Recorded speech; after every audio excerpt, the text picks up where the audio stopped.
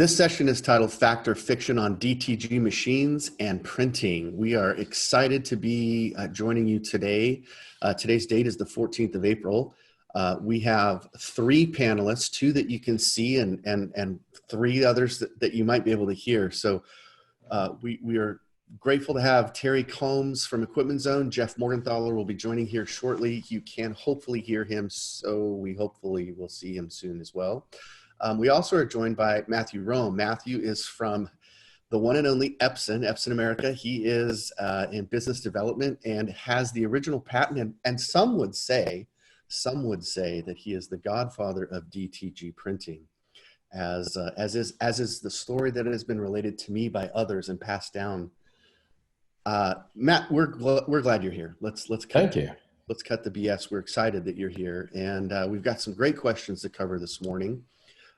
So let's get started. For those of you who have not done this before, I can see your chats, which are great. So if you have a clarifying point for the chat, you're welcome to send us something there. The questions and answers are also really important. That's what we would like you to use, the Q&A section on your dashboard. So that's where we can see those questions. And if there's something that's relevant that one of our panelists wants to speak up about or clarify or add value to, then we'll ask those questions as we go. Some of the questions may not be chosen. Don't be disappointed. They will all be forwarded to our panelists who can respond after the fact. So again, this is Equipment Zone's Fact or Fiction, episode 2. And Terry, Jeff, Matt, are you guys ready to rock and roll? Are you ready to rumble? Ready to go. Let's do it. Hey, by the way, I want to express appreciation of those hundreds of people who come here to find out the truth about direct-to-garment printing. So we appreciate you guys being here and all the folks who are going to watch this later on as well. Excellent. Thank you, Terry. I agree wholeheartedly. All right. So who would like to take question 1? We have a few questions that we've got in the queue. I think Jeff's raising his hand also, but okay, he doesn't have a buzzer. He doesn't have a buzzer, so he didn't win. So Terry, let's start with you, and then maybe we can listen to Jeff. And of course, Matt, if you have some value to please bring in, I'm sure you can and will. I want to ask you a question that has a lot to do with costs. And we get this question a lot. We hear these bits and pieces. And so Terry, the average cost per print seems, and this is a question, so imagine I'm asking this question. The average cost seems too expensive. It seems to be between $4, $5, even $6 to get a good print. Now, is that fact or is that fiction? That is fiction, Jay, and here's why.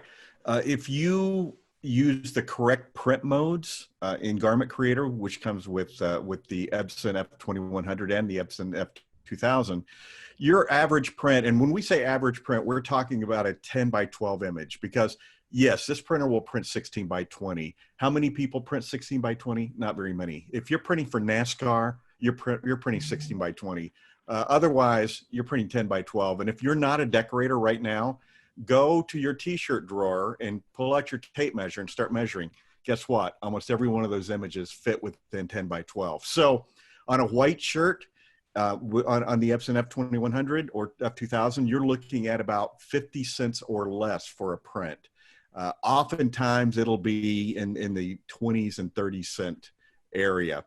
On a color shirt, which means we're going to print a white underbase, then color on top, you're looking at an average of about $2. Again, depending on the image, we often at trade shows, because Garment Creator software will tell you what your ink cost is.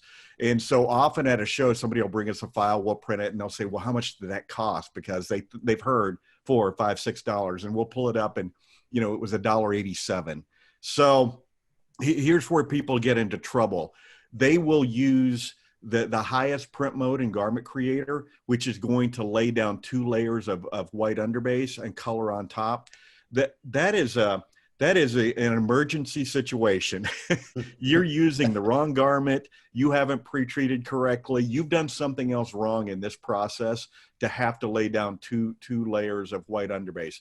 That's when you're seeing that $5, $5.50, $6 print. Okay. But if you're using, again, and we've talked about this before, if you're using the right garment, if you have pre-treated correctly, you have the proper file, that print's going to be in the neighborhood of $2. So no, the print isn't too expensive. When you hear people saying that, they're doing something else wrong in the process. But that's why we're all here, right? To find out the facts. Yes, we are. Matt, anything to add to that? No, that was really good. That was a very good explanation. Excellent. And Jeff, can you hear us? And is there anything to add? I can hear you. Can you hear me? We can, clearly. Thank you. Perfect. Yeah. A lot of times people will bring us their graphics and we'll put them in, and without any, manipulation, we'll just plug it right into Garment Creator and look at it. Right. People can see for themselves what the costs are. And there's a lot of variables that will go into affecting that cost, like Terry said. But if you're using the proper print settings, your print should be about $1.85 for a 10 by 12 print. Love what you guys said about it's like a system or a formula. You have to have all four pieces: the graphic tuned in, the pre-treatment ready. You have to have the quality of the shirt at something that's going to be a great substrate for printing. And then, of course, the settings in Garment Creator. So when you get those all dialed in, if I heard you correctly, to summarize, you're talking under $3. So when we hear things like $6, Terry, $7, there's something wrong in the equation. Exactly right. And again, and I always point this out, that a lot of times this comes from going onto forums, asking people, what settings do I need to use? Here's my rule of thumb. If somebody has responded to between 5 and 10 posts on the internet in a forum today, they don't have any business.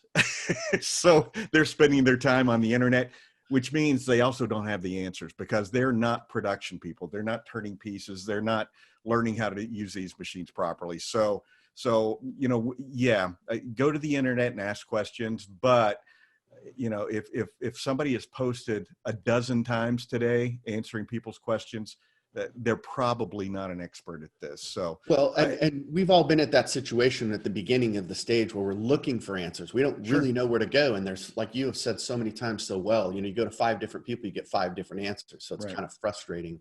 I do have a clarifying question to kind of wrap this one up. Number one, would you include the pre-treatment cost in that evaluation or in that equation? Let me raise my hand. Jeff, did you raise your hand? No. You should be, your cost should be about 25 cents for pre-treat. And that is assuming that you're using an automatic pre-treat machine, because if you're hand spraying, if you're using like a Wagner paint sprayer, and God forbid you're using a paint roller, you're going to use much more pre-treat, because the problem with using a hand sprayer is, this much is good. This much more has to be better, right? It's not. So an automatic pre-treat machine will tie your hands behind your back. That won't allow you, well, unless you use an improper setting, but it will kind of force your hand to not over pre-treat the shirt. So again, your cost should be about 25 cents for pre-treat. Okay, excellent. Thank you for that. I did just raise my hand, actually, Jay. Jeff raised his hand. Yeah. I can see him through the door. You saw that, huh? Okay. So I just wanted to add back to something you said. Consider the source. I think this question comes up a lot because people hear from different sources about, how much ink costs versus, one printer versus the Epson. And I think Matt could expound on this a little bit. Why do you think people ask that when they talk to the competitors and then they're talking to us? How does this question come up? Well, what I always tell people to do, if they really want to know how much it costs to print a shirt, they should go to Epson.com, go to 2100 section of that page, and go to downloads and download Garment Creator. If you download Garment Creator, install it on your computer, you can plug in your cost and it will tell you how much it costs to print a shirt. It's very simple and very easy. That way you can see it for yourself. Who cares what someone tells you on a forum or at a show? How do you know they don't work for our competition? Check everything out yourself. Seeing is believing. Excellent answer. Excellent. And could I add something real quick to that? As Matt said, you can download Garment Creator. That's a free download, and it's both PC and Mac. You don't have to print anything. Just import the file, and it will tell you what the ink cost is. And it will also show you different settings, correct? Correct. And if you have questions about that, you don't know you have the right settings, whatever, just call Equipment Zone support, 201-797-1504. And we'll mention that again at the end of the show. And they will talk to you about proper settings, that sort of thing in Garment Creator. And that's a free resource for you to use at equipmentzone.com. Excellent, gentlemen, and there'll be lots of wrap-ups to this. A lot of people are asking variations of this question, but I think it's important that we move on. So keep asking the questions. We will get to those either toward the end of the session or one-on-one via email. So we appreciate those Q&As coming through the questions. Question number 2. Let's start with Jeff, if you want to, because I know that you and I have had this discussion. The Epson F2100 DTG printer is much slower than the Brother GTX. Fact or fiction? That is fiction, definitely. And if we had a big stamp that said fiction, we'd slam it on the screen. Boom. And again, this goes back to that, just like we were saying with the pricing question, consider the source. Where are you hearing your information? Is it from our competitors? Then, of course, they're going to tell you this is the case when it's not. We've done side-by-side comparisons with the exact same file at the exact same settings. And actually, the Epson prints a few seconds faster. And so that is completely fiction. And Matt, I know that you've done a lot of research on this too, right? Only thing I know is what the Epson products, what their times are. You would know better than I would, since you've seen more of the competition than me. Let me add to that. The fallacies. First of all, it's kind of infuriating for us in a trade show booth when somebody walks up and says, "Well, I know that GTX is faster."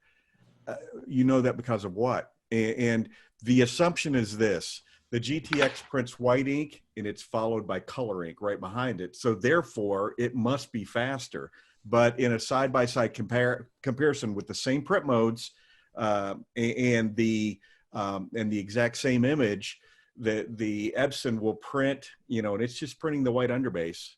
It'll kick back and reload and start printing again. It'll catch that GTX and pass it right there at the finish line. So, and again, we're talking about a 10 by 12 image. And, a lot of what you see on the internet, folks, and I don't know if anybody else knows this, but not everything on the internet's true. Are you guys all aware of this? What you're seeing is people taking their print settings to the extreme. On our printer, we're going to use the fastest print mode, and on the competitor's printer, we're going to do the highest quality, so it takes longer. So take that with a grain of salt. Take your I should say at the next trade show. When there is another trade show. Hey, there will be another trade show. We just Yes, don't know when, but there will be another trade show. Well, take your stopwatch and take your image and say, print this image for me, and hit the stopwatch, and then you'll see for yourself. And then what you're going to realize is both these printers print at a very similar rate and at the same print mode. And when we're talking about at the same print mode, we're talking about a product that we feel comfortable selling to our customer, not as fast as that printer will run. Because you can run it in a production mode that's really fast, but do you want to give that to your customer? When I'm selling that shirt for $20 and you're getting one, and I'm making $15 profit on there, I'm going to say you probably want the best quality print you can get. So. Well, you guys did a great job. I think apples to apples, if you're talking exact, it would be great someday to be able to see that side-by-side comparison without manipulation, where all of the inputs were equal and the same. Because I would venture to say that both printers print almost at the same speed. I don't know that for sure. I don't have that data, but I think it's an interesting proposition. And you both, all three of you, have said the right thing, which is get the information yourself, check it out yourself. Excellent job, gentlemen. A little bit of an interesting side note to that. In terms of printing, just quickly, because this won't take long, what's the best file extension to use in order to get the best color output? Anyone? PNG PNG? is the one that we use the most. Not only do we get great color output, but you get that transparent background. And would we have the input colors be in RGB? The actual file would be created using colors from an RGB color palette? And you know, that's interesting because the printer prints in CMYK, but when you design in RGB colors, you'll get a deeper, richer black, a better red, brighter colors. So yeah, you definitely want to design in RGB colors. Okay, excellent. Let's go to question 3, fact or fiction back. Fact or fiction, you will see a substantial increase in quality with the larger, more expensive printers. Who would like to take a shot at that? I'll answer that, Jay. Matt has raised his hand. Matt, tell us a little bit. Total fiction. Total fiction. Totally fiction. You know, here's the thing. I have a lot of people ask me when I used to go to trade shows, why is the Epson 2100 so cheap? Yeah, they can't believe that we're selling a machine for $13,000. It's unheard of. And the print quality is so great. And they may walk around the show and they will see other machines that are way more expensive and the print quality is not as good. Well, there's a lot of reasons why. The main reason is Epson makes everything. There's only a few printhead manufacturers in the world, and Epson is one of them. And when you manufacture your printhead and you manufacture your ink, you're able to control a lot of things. And that gives you a very good output, and the print looks incredible. A lot of these larger, more expensive machines are basically there for speed. They want to crank out a lot of shirts. In most cases, the quality is okay. It's nothing I would buy, but the quality is okay. And they don't manufacture their own print heads or even their own ink. It's hard to believe. That's why I always tell customers to do their due diligence. Ask who makes the print heads, who makes the ink, where is it manufactured? That's very important nowadays. Also, if you make your own print head, there's a lot of electronic things, a lot of things you can do with software that increases the quality of the product. So that is very important. Excellent answer. Terry, you look like you were just about to say something. I wanted to actually reiterate something that Jeff said. Create that file in RGB, and that we can't emphasize that enough, because then you're going to have a much greater color range when it gets converted to CMYK. So, you know, create that file there. You know, the Epson printer prints at a higher resolution than some of these competitive printers. So it's always not only is it going to be in print quality, but it's going to be in detail, because when somebody brings their file to a trade show and they go to every machine and then they start looking at the image, they're going to say, oh, you know, on this printer, some of the detail fell out. You don't see it, but you're going to see that on the Epson F2100 and also going backwards to the F2000 as well. Excellent answers. Jeff, anything to add? No, I think we've said it all there. So let me throw you guys a curveball. Fact or fiction? Fact or fiction? Are printers that print white ink still problematic? I'm going to say that's fiction, partly, and here's why I say that.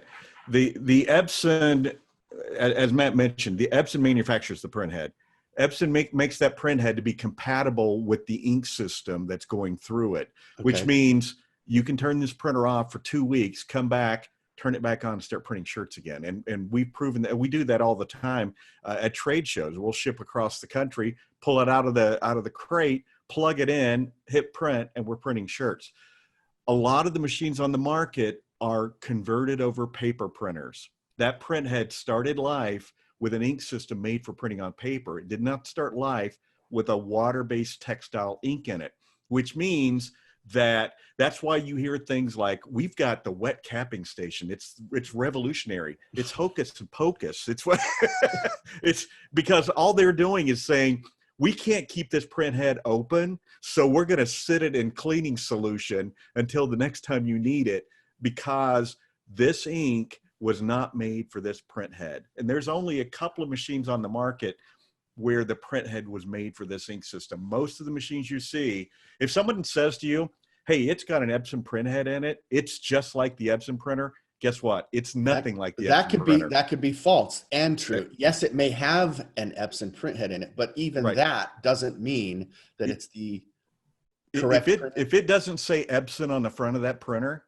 then that printhead was made for paper printing. Okay. That printhead is dying from the minute you put ink into it. You Matt, will be replacing that printhead. And guess what? Most of those machines are built from Epson desktop printers that are no longer even being manufactured, which means that's still happening. It's still happening. Yes, every single day. I could walk around to a trade show and point at every machine that print head is obsolete. So Matt, you look like you had something to say there. Well, we can't control what people do at Epson. This comes up at every trade show. People tell me, I used to have an Epson printer and I hated it because it clogged up with ink. And I would ask them what brand it is. Well, I don't know. It had something on the front, but they said it was an Epson print head. Well, it could have been, like Terry said, it could have been a print head made for a printer that was for paper, and you put this ink in it and it clogs it up. So I got a private message from someone there. They were asking me, how do you know what's the best ink system to use and what ink won't cause clogs in the printer? I would say, look at the shelf life. For instance, Epson has a 2-year shelf life on its white ink. When you're out there shopping and looking at printers, ask them what their shelf life is. That's a very good indication whether you're going to have clogs or ink problems with their white ink. If someone says our white ink has a 90-day shelf life, that's a big old red flag that just popped up. That's fiction. That is not fact. That is fiction. Excellent. Well, gentlemen, thank you. That was great. Thank you for taking that curveball. Let's move forward to question 4. The maximum life expectancy of an Epson F2100 printhead is between 6 and 9 months. Is that fact or is that fiction? I'll take that one. I was going to say, Jeff, you have your hand up, man. We can't. Jeff's got his hand up. My hand is always up. So that is complete fiction, and it's ridiculous that anybody would suggest that about an Epson product. Look, Epson's name is too big. They are too good of a company. They have too much writing on it to make a printhead that would only last 6 or 9 months. They offer the best warranty of any direct-to-garment printer out there.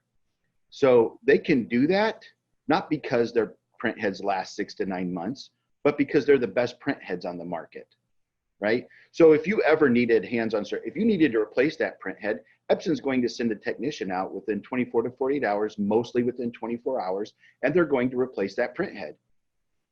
They couldn't afford to do that if it was every 6 to 9 months. That's just ridiculous. Right. We have a printer that we here in our office, and we've said this in other webinars, so sorry if you tuned into others and you've heard this, but I'm just going to say it again because I think this really speaks volumes to how great the Epson printhead is. We've had this printer in Arizona, Tempe, Arizona, the driest state in the union. We've had it here for over 3 years, and we've never once replaced that printhead.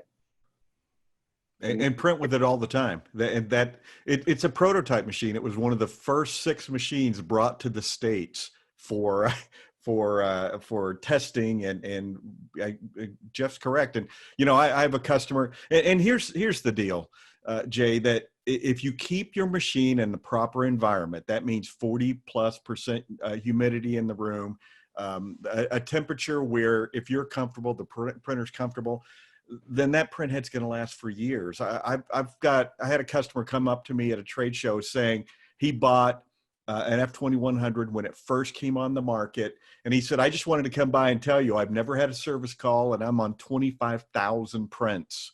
So yeah. It's more of a function of the environment you keep your printer in than the printhead. So Well, those are important points that you've all made. And I think through the comments and through the questions, it's really important that we identify that we're talking specifically about the F2100, which, if I'm not mistaken, is not only the current shipping version, but has been for 3 years. Is that correct, Matt?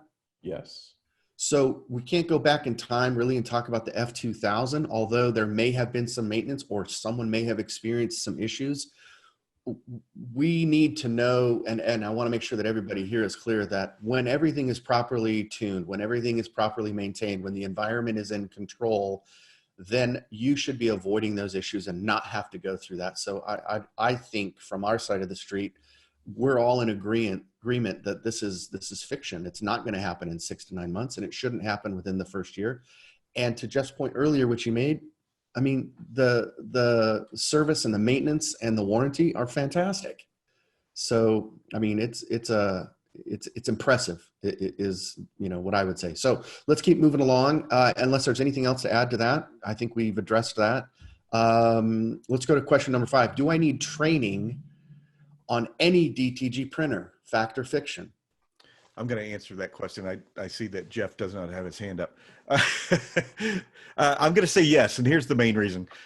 This is a new industry. Direct-to-garment printing, you're not going to run an ad and say someone with 10 years experience running a DTG printer, because they're not there.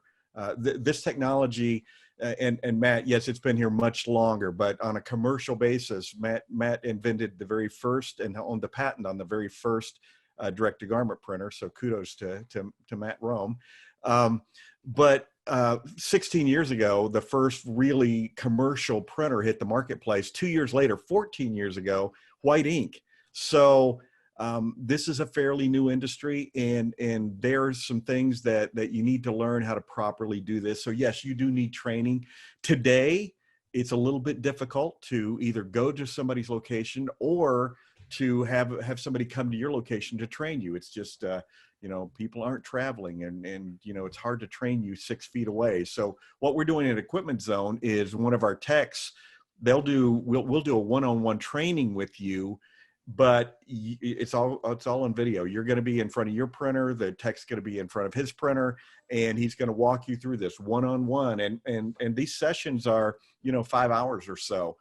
So lots of detail, and hey, what you didn't retain, what you didn't write down, we have Equipment Zone has free phone support for as long as you own your printer as well. So do you need training? I'm going to say you absolutely need training to do this properly. Fact, you do. Matt, would you like to add something to it? Yes, I agree. I think that anyone that purchases a DTG printer definitely has to be trained, and it's very important that you make sure that the dealer that you're purchasing from knows how to train you. Interview them. Tell them you want to speak with a trainer. Ask them some questions, how things are going to progress during the training, what kind of materials you're going to need.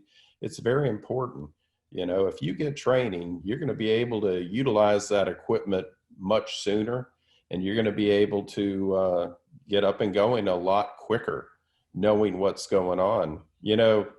In these times, I have a lot of people tell me, they go, well, we don't want to buy the machine now because things are kind of uncertain, how things are going to be, how long we're going to be on coronavirus lockdown. But, I disagree with that. I think this is the perfect time to buy a machine, and training is the reason. You buy the machine now, you get trained, you start using it during this slow time. And then when things reopen, which they are, things are going to reopen. They are.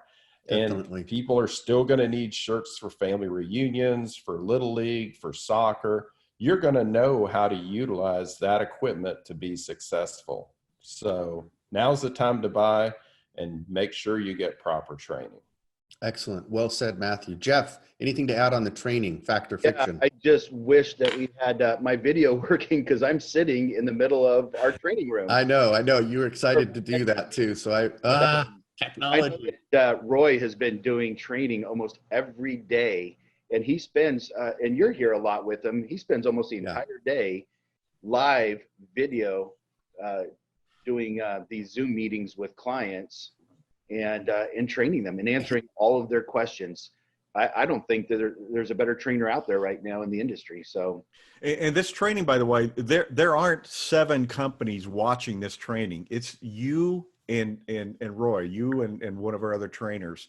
It's not a group training. It's specific to you.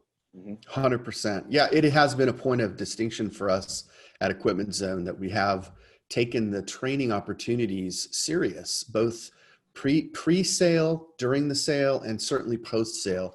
And if I could add any value to that, I loved what Matt said about do an interview and ask and find out what's required and what will I need, how long will it take, but also to figure out if it's ongoing, if there's anything else I can, could I if I hire somebody new, for instance, if we need to promote somebody and now they're going to be running this press, or maybe they were trained on something else. So we're obviously in a position to do that. Equipment Zone will take care of you for sure.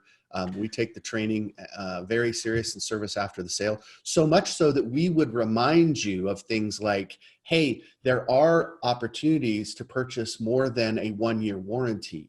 And we're the company that's going to remind you somewhere between the 9th month and the 11th month that this 1st-year warranty is about to come up. We're going to call you and remind you 2nd year is an opportunity for you to invest in that. So it's little things like that that go a long way, because we hear from clients that own the same system that bought it from somebody else, and they say, nobody ever told me this. How often do we hear that, Terry? Nobody told me this. Yeah, I didn't know I could renew my warranty. I didn't know I could turn my machine on the side to get it into my dining room. We hear things like that all the time. And hey, and here's a question to ask when you're doing that interview. So you're gonna train me on DTG. Tell me what the last 10 machines you trained on. And if, by the way, if those last 10 machines were embroidery machines, you're probably not going to get the best training. and that's nothing against embroiderers. That's not just at all. Right. Good point. Okay. Let's keep moving forward. We have question number 6. What happens, factor fiction, what happens if I need service on my printer, which is relative to what we just said? Do I just... I'll take that, Jay. Matt, please do. Yes. So, these are hard times with the coronavirus. There's a lot of places shut down. Epson's still open. So if you need support on your printer, go to Epson.com. You can talk to our service via email, or if you want, you can actually call up on the telephone. There's this thing called a telephone that you can still use too.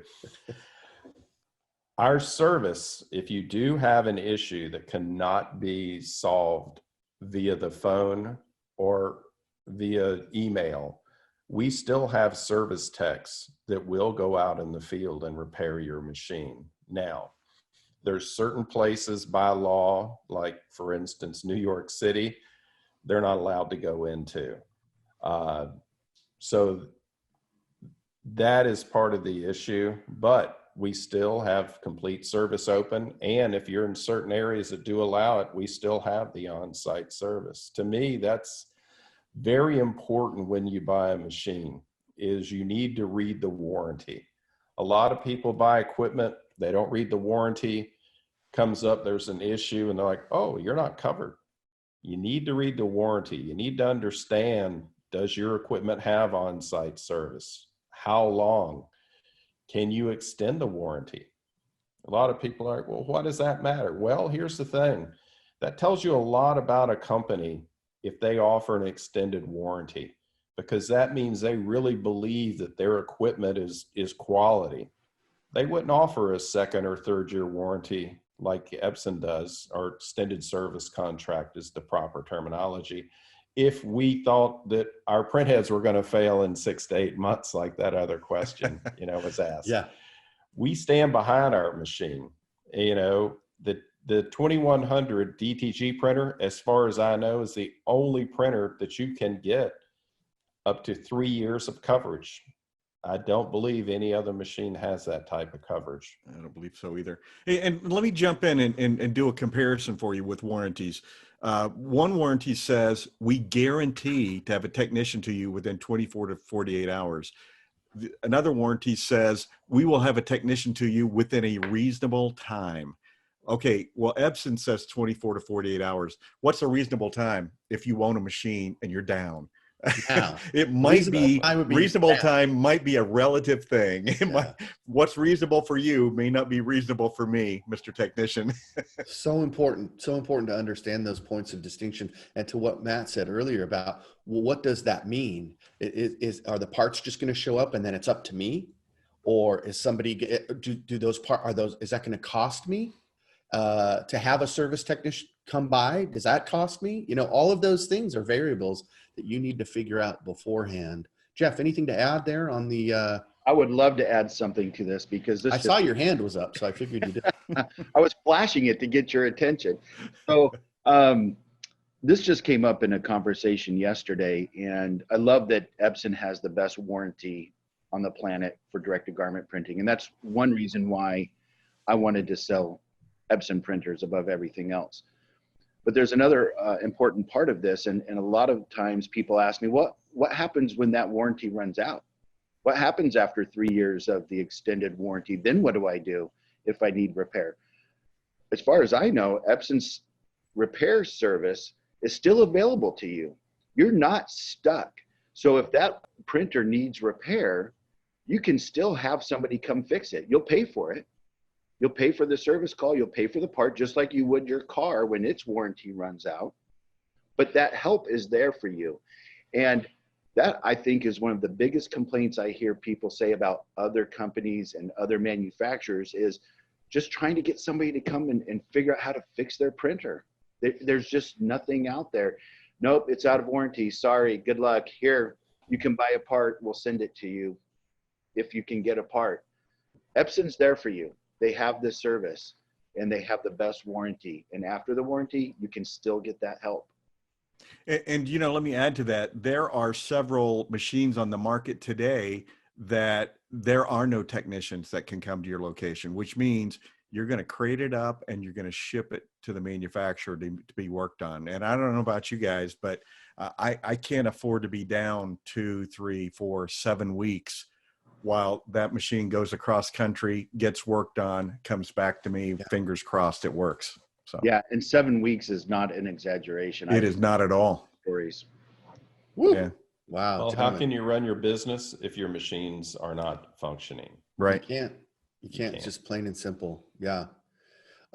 Terry, I'm going to throw this curveball at you because it's been asked 2 times now. Okay. Why only a 1-year warranty?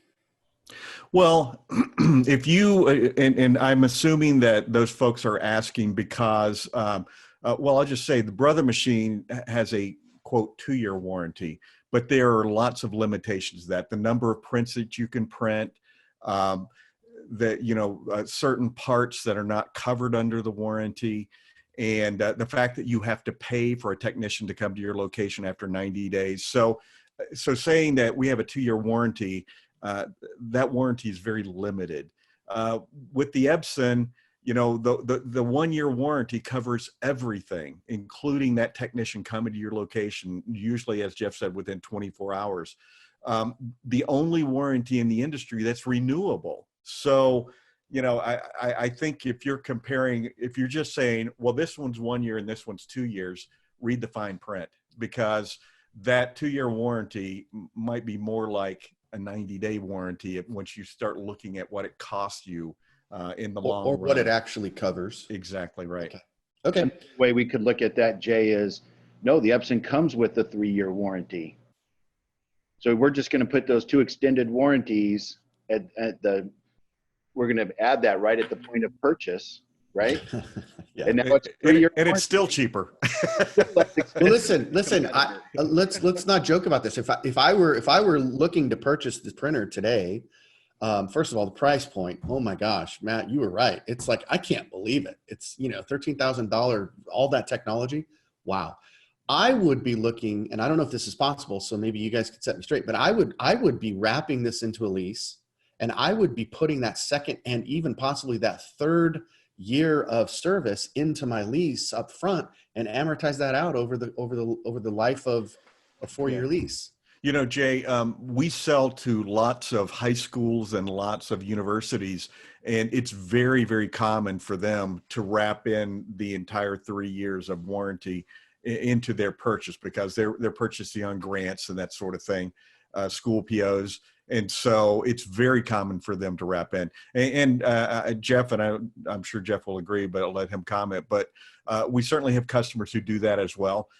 But you know, Jay, as you mentioned, before that warranty expires, Equipment Zone will let you know. We'll say, hey, just heads up, your warranty is about to expire.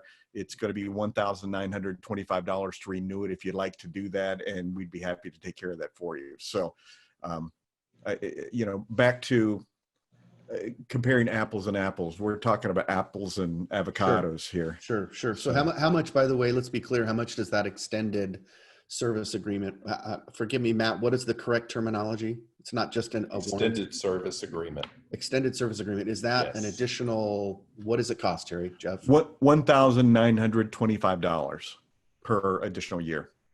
Oh, so under $2,000. Correct. Okay. And as was mentioned, after you're out of warranty, Epson will still send a technician out. You're just going to pay for parts and labor, but just like any other piece of equipment you might buy. That's a good point to remind us about. Okay, excellent. All right, let's move forward. Fact or fiction, all 100% cotton substrates print the same. Gentlemen?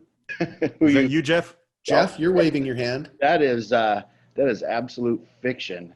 So we have done a lot of extensive testing here at Equipment Zone, and we have a list of shirts that we recommend. I'm holding it up in front of the camera right now, which you can't see. Nice, thank you. That's excellent. We've talked about this in all of our webinars because it's very important. A lot of people get into this business and they have a shirt in mind before they get their printer, before they even start printing, and that shirt might not print that great. It may print wonderful. You just have to check it and find out. I don't think that we've tested every shirt on the market. I know there are a lot of new ones coming out all the time. DTG Printing is becoming more and more mainstream, and because of that, manufacturers are coming out with new shirts all the time. There are shirts out there that have a tighter weave. We like the ring spun cotton the best for this, but even all ring spun cottons don't print the same. So you definitely want to take a look at our list. What you're looking for is a shirt that you can just use the standard settings in Garment Creator for. You don't have to go in and do any tweaking, or you don't, you know, and let's be honest, the Gildan Ultra Cotton, that people love that shirt as screen printers, doesn't print that well with direct to garment because it has a looser weave. So what we're looking for, as Jeff said, is like a ring spun, and we probably talked about this on previous webinars. Ring spun cotton has nothing to do with what we're talking about. Ring spun cotton is made with thinner threads than regular cotton, which means what? That means it's going to be a tighter weave. It's going to be a smoother surface. That's what we're looking for. But you have to experiment. And the beauty is, as Jeff mentioned, this industry is getting so huge with direct to garment printing. Every shirt manufacturer is coming out with shirts that are specific to DTG printing. And you know, we see it all the time. Equipment Zone is Epson's largest reseller of DTG printers. And so all the different manufacturers, they come by our booth and you know, before the show opens saying, hey, could you print these 3 shirts for me? Standard settings, just so we can see what it looks like. And we printed for everybody. Well, you know, I have a graphic that shows the difference between 100% ring spun combed cotton and then what's often called in the industry carded cotton, which is not combed and not ring spun. And when you zoom in on those and you see the two, it's an amazing difference. And you immediately go, oh, that's why that shirt prints so much better. Right. They're packing more thread into a tighter weave and you're getting a better, smoother substrate, and it just receives that print in a superior way. So what about the poly? The question is here, fact or fiction, can the DTG printer, the F2100, print on polyester or blends? Let me answer that question. And here's the secret of DTG printing.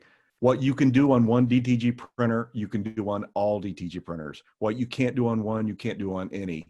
So when you go to a trade show and see one person saying, hey, only our machine prints on polyester, that's not true. any printer you can print on polyester. The question is, do I want to print on polyester? And the issue is this, the time involved in printing a polyester shirt. You're going to pre-treat, dry it, pre-treat it a second time, dry it, print regular print modes. Then you're going to heat set it. And anybody out there who's a decorator and ever printed a polyester garment knows this. It's dye migration.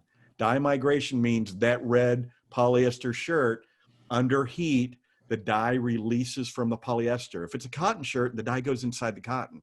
Polyester, the ink sits on top. As it heats up, and the hotter it gets, the more dye migration. So that really cool Under Armour red 100% polyester shirt, that white print, when it comes out of the heat pressure, it comes out of the dryer, it's pink. So what do? You cut down on the temperature. 275 degrees for 45 seconds. Not enough to cure the shirt. Do it again. 275 degrees, 45 seconds. Not enough to cure that shirt. Do it a third time. So now you're looking at, well, gosh, this was a long process to get an acceptable print. So when you go to a trade show and one person says, yes, you can print polyester, and over here the next person says, no, you can't print polyester, what they're really saying is, yeah, you can do it, but do you really want to? So these machines are made, all direct-to-garment machines are made to print on 100% cotton garments. Can you print a blend? You can. The higher cotton content, the better. There are no machines that do everything perfectly. If you want to be in direct-to-garment printing, print on cotton shirts. So that's well said. I'm going to step off my soapbox here. Yeah, you were getting just a little preachy there, but I liked it. I am. My dad was a Southern Nazarene Bible pounding preacher, so okay. Sometimes it comes out in me. Now we know where it comes. Now we know, Matt. Okay. Matt, do you have any information there that you want to share or progress on a polyester pre-treat? A lot of people think that the secret's going to be in the pre-treatment. Maybe you could just not really. Here's the thing. Not all polyester shirts, just like in cotton, not all are the same. Certain polyester shirts have certain coatings. Some of them are coated in Teflon for stain resist. Any screen printer will tell you those are a bear to print. Right. Same with using DTG. They are not going to print on a shirt that's been coated with Teflon.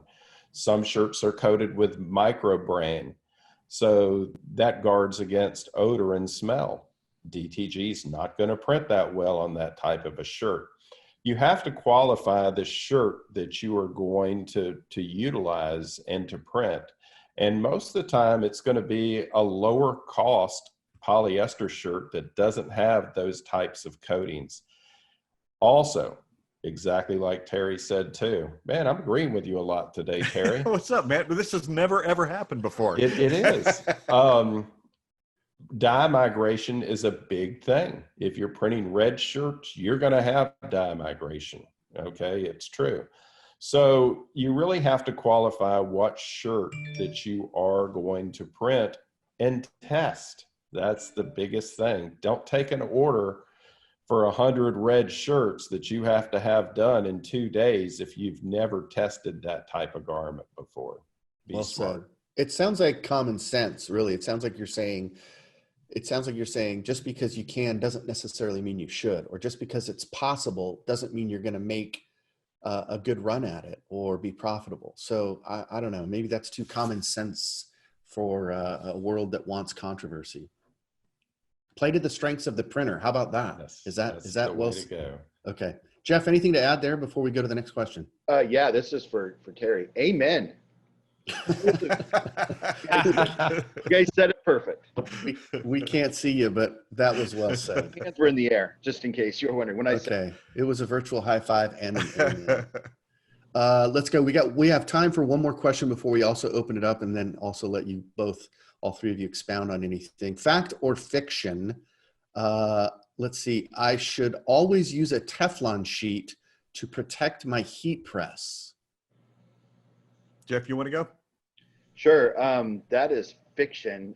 In fact, you definitely don't want to use a Teflon sheet.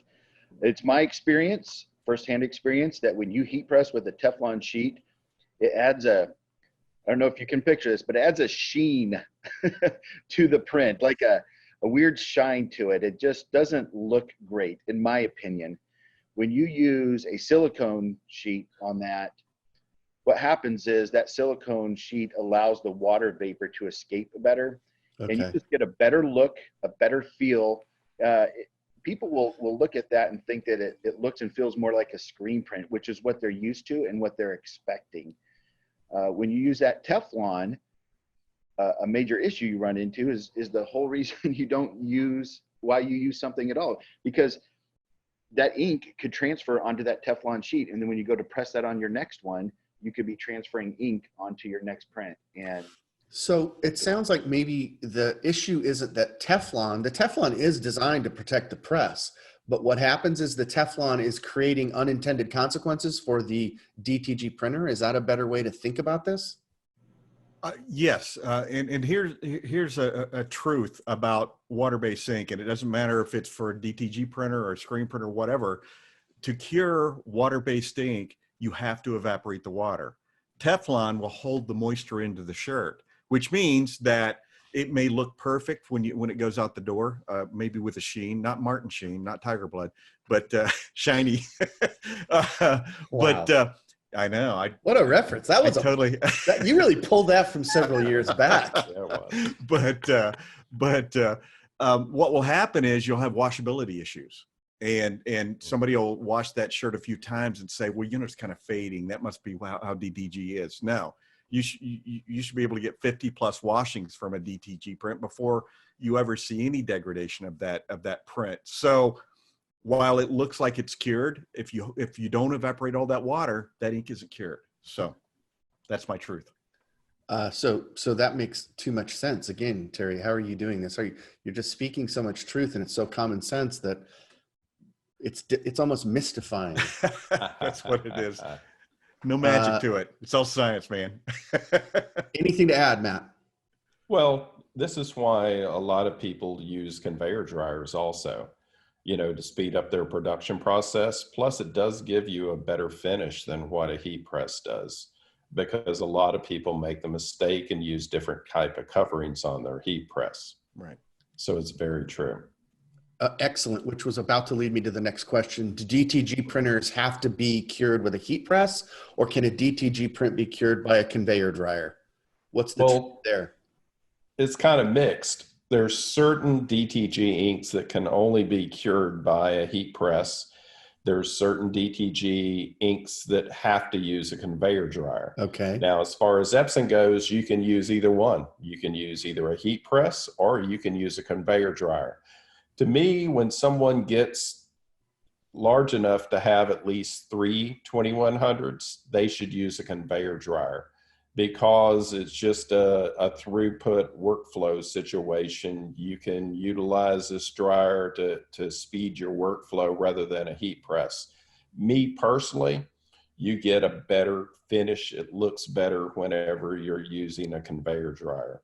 So with Epson, either or. It's really up to you. Depends on, It's good to know. It's perfect. Yeah, it depends on your workflow, your workspace, what you want to achieve. I learned something today. I did not know that there were certain inks that were not well suited for a conveyor dryer. Yes, there are. Exactly. Wow, that's it. And Matt hit it on the head when he said multiple machines. I would say probably 99% of our customers who have one printer use a heat press to do the curing. Once you get into multiple printers, and a good example is there's a decorator, Jay, you and I visited here in Phoenix. Once they bought printers number 4 and 5 together, F2100s, when they bought those last two printers, they also bought a conveyor dryer to speed up their production.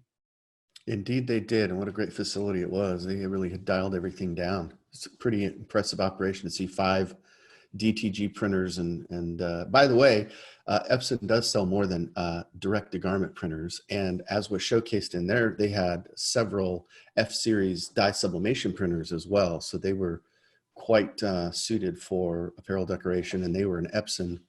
They were in the Epson zone. That's what I'll say. Exactly.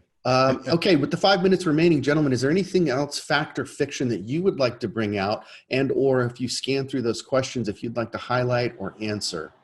I'd love for Matt to talk about number 10, which is what's the plan with the Epson F3070? Okay. Ooh, okay. Wow. Yeah, I've been asked that question a lot. Okay. And this is kind of I'm excited. I'm excited. Here comes the answer. News directly from Epson. Breaking Yeah. news. Breaking news on the Equipment Zone webinar. Matt Rome said the word F3070. So here's the thing. A lot of people lately have been telling me, we're going to go ahead and wait, and we're not going to buy a 2100 because you have that new machine coming out. Well, the issue is they're not informed about what the new F3070 is. They think it's a replacement for the 2100, which it is not. It is the 2100's new big brother. Okay. Oh, I like the way you said that. It is. It's its big brother. You know, if you look at the Epson lineup, we have machines in most categories that are, let's call it a small, medium, and a large machine. If you look at our die sub line, Yep. we have different sizes. Same thing with DTG. So the 2100 is the flagship. It's the #1 selling DTG machine in the world. Now we're going to have a 3070. Price differential, 2100, $13,000. The 3070 is going to be in the $50,000 ballpark. Okay, big difference. Production wise, 2100, you're going to print approximately 20 garments an hour. The 3070, you're going to print approximately 60 shirts an hour. So it's super high speed. 2100 is made for someone that's going to do small production. You know, you're going to be able, like I said before, approximately 20 shirts an hour. Whereas the 3070 is made for someone that's looking to do mass production, approximately 10,000 shirts a month. 3070 has a lot of cool features, bulk ink, a lot of that, and it fits a lot of shops. But please know there's a big difference. Like Terry said, 99% of the customers. So 99% of the customers are still 2100 customers. There are people out there that are going to buy the 3070. But I wanted to clear up that the misconception that the 3070 is a replacement for the 2100. Yeah, that's it important. is not. And if you need to do DTG printing right now, regardless, you need to buy the 2100 because the 3070 will not be out till late summer. You know, I asked one of your cohorts over at Epson about, so when's the replacement for the 2100 coming out? And he said, what would we change? And I said, I agree with you. It's a fabulous printer, and I wouldn't change a thing on it. So. Oh, I'm sure you could find some naysayers and some negative people who may or may not have already been asking the same question 4 times in our Q&A.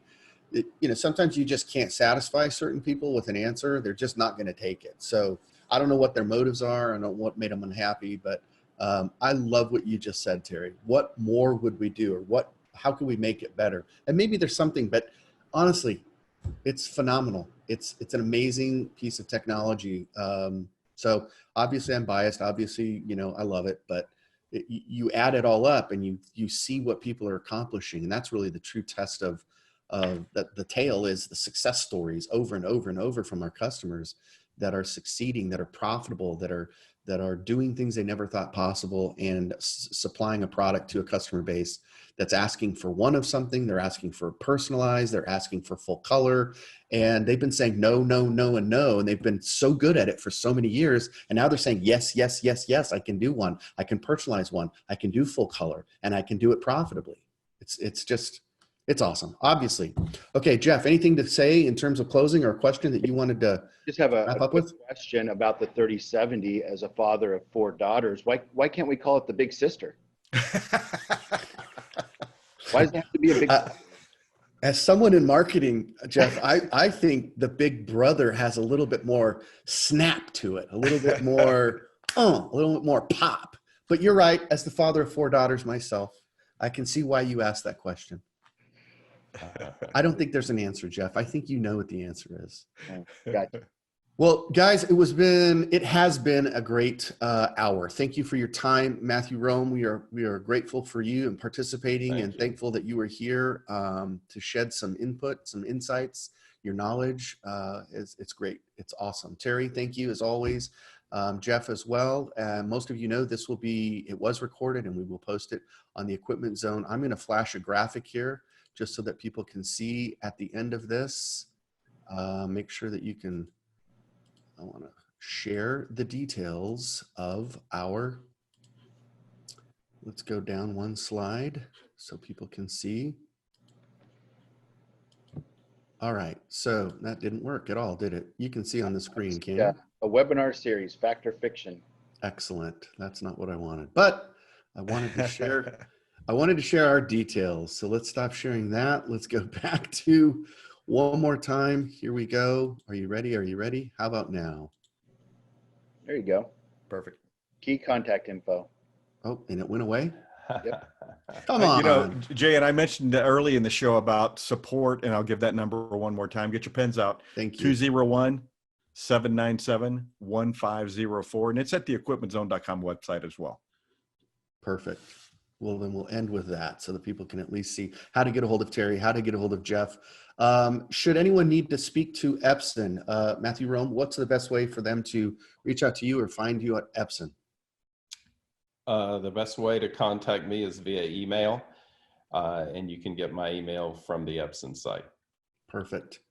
All right, guys, it's been a great webinar. Thank you again for your time. I'm going to stop recording and say thank you for everyone who joined us. We had quite a group today. It was a well-attended webinar. Thank you, Jay. Thanks, Jay.